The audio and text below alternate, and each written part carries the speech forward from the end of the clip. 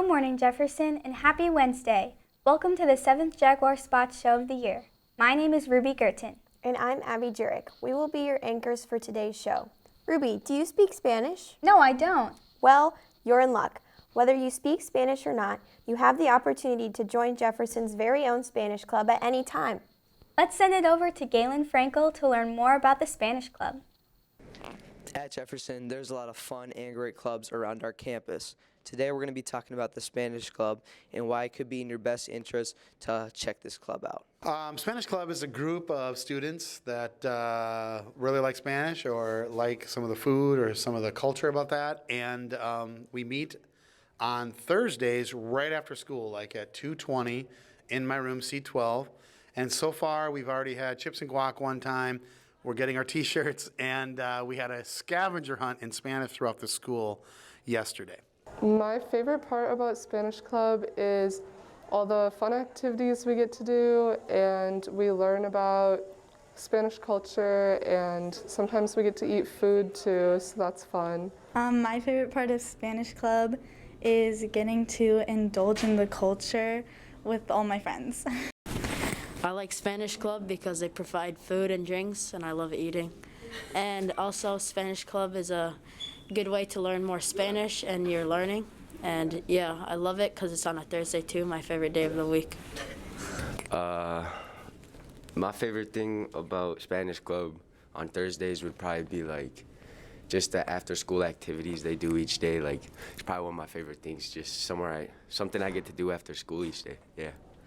Spanish Club sure looks like fun.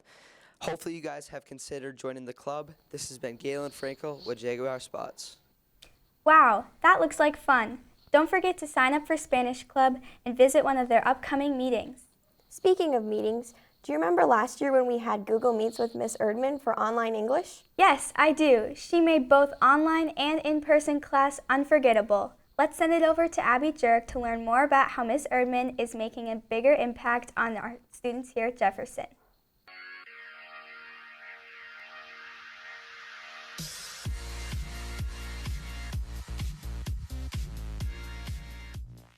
In past years, Jefferson High School has included a teacher spotlight in the weekly news. This week, we are bringing it back by giving a very special teacher the recognition she deserves. Let's take a visit to Ms. Erdmann's classroom to learn about how she stands out as a teacher. I'm Elizabeth Erdmann, and I teach English at Jefferson High School. I teach English 12, Honors English 10, and World Mythology. I started teaching in about 2003, and this was my first job. So I came here, and I've been teaching English at Jefferson this whole time. I think energy is the key word when we're talking about what do I put into my teaching. I don't know about focus sometimes. I run a little long, but I try. So the energy has got to be there. I think if a teacher's not interested in what they're talking about, then students aren't going to be interested in what they're talking about. What do I love about Miss Erdmann? I was hoping somebody would ask. I like to be around her because she's incredibly hilarious and, just has a lot of joy. And I think it's fun to be a part of that. And she works really hard at things. And I think she gets kids to work really hard. I think that you can tell that she really likes her job and that she really wants to help her students and that she actually cares about the people that she teaches. I think Miss Erdmann is one of my favorite teachers that I've ever had, and I think she's just a wonderful teacher overall. Reminds me of last year when we read Macbeth, and I fought with Elias across the entire room with cardboard swords. So Miss Erdmann is an awesome teacher, and if you have her, you are very lucky to have her. Thank you, Ms. Erdmann, and to all of her students and friends. Thank you for sharing your appreciation and love for such a special teacher. This has been Abby Jurek reporting for Jaguar Spots. Ruby and I both know from experience that Ms. Erdmann is just a gem. I hope that many of you get the opportunity to have her as a teacher in your Jefferson career. On the topic of teachers, did you know that some teachers have pets that they occasionally bring to school? No, I didn't.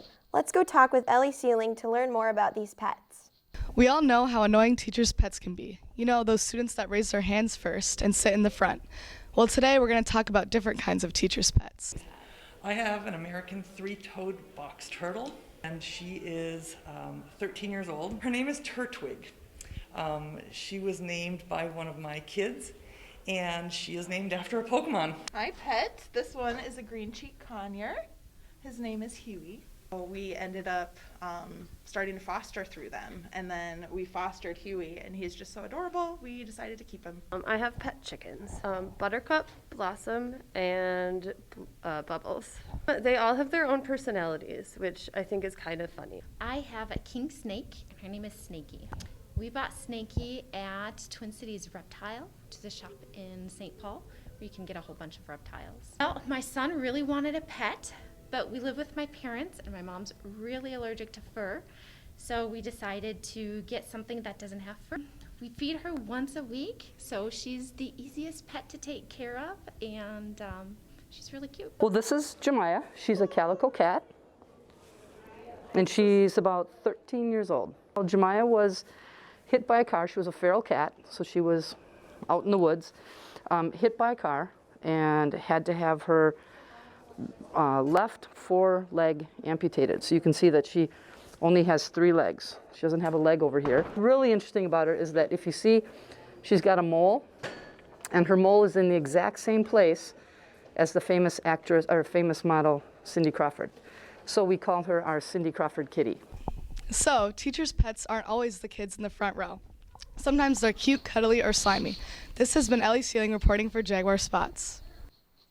Those pets were so awesome. Thank you so much to all of our teachers with unique pets for letting us share your fun friends with our school. Do you feel that, Ruby? It's getting chilly here. Yes, Abby, winter is coming. Along with winter time around the corner, winter sports will also be starting up soon. Let's send it over to Marie Dammel to take a look.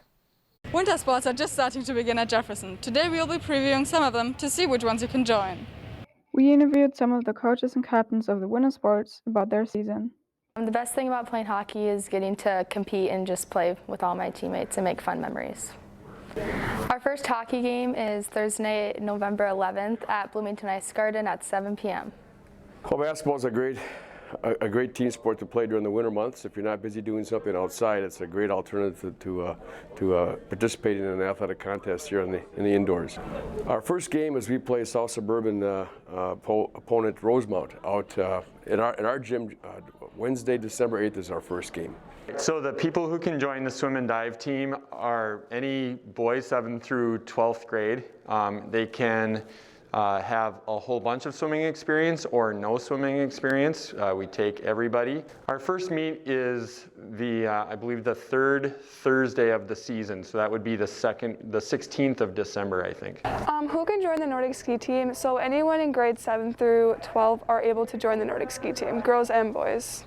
My hopes for the season this year are hopefully we can bring home some conference championships for both the girls and the boys team, as well as some individual highlights and stuff like that.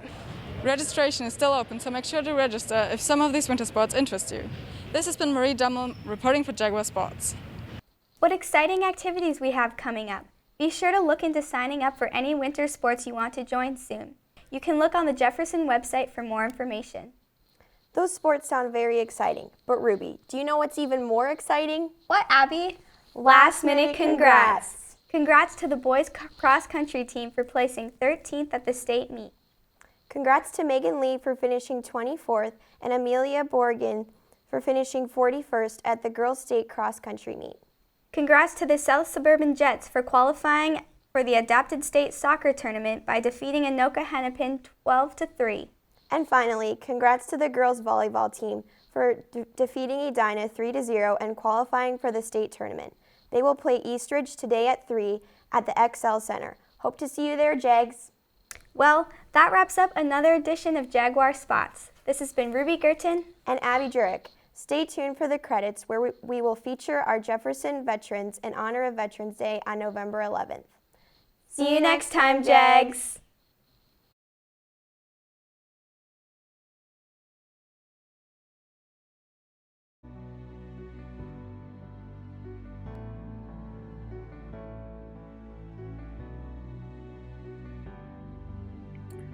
I was in the United States Army Reserves from 1991 to 1999, and my job title was Psychological Operations Specialist.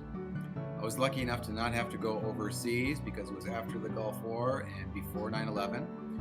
And I went into the reserves because I had a really good freshman year in college, but my sophomore year was horrible and I needed some discipline. So I went in, and then when I got out, it worked out really well for me. I was in the Air Force from 1995 to 1999. I was a weather observer, so it was my job to go outside and decide it was partly sunny or partly cloudy, kind of depended what mood I was in. I joined the Air Force after my freshman year of college.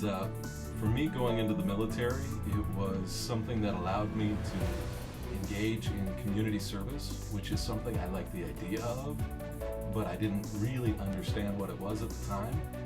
And now I've made my career working for the schools and doing that every day.